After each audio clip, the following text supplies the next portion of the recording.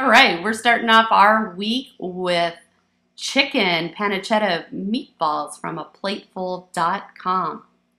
We're going to serve these with, to go along with those chicken pancetta meatballs, how about some of the Spaghetti Warehouse garlic butter sauce? This is really easy to make and tastes so good. So if you ever wanted to cook like a gourmet chef, well, this is one of the recipes that you can do that with. It's simply grilled chicken breast, a little cream, and some sun-dried tomatoes.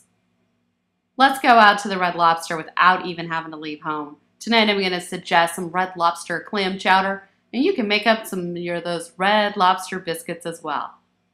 Don't you just love a meal that's a little lighter during the holidays? This is our light and easy chicken parmesan. Why don't you serve this up with some pasta? I love comfort food. Tonight it's Menlo Park's meatloaf and Chipotle's basmati rice. Tonight it's Friday, and guess what? I love to have a drink after a long week. I'm going to suggest my Olive Garden berry sangria along with some pasta. Hey, it's Saturday and the week's over, so let's make an easy dinner tonight. Let's make a pot of the Wendy's chili. I love these one-dish meals.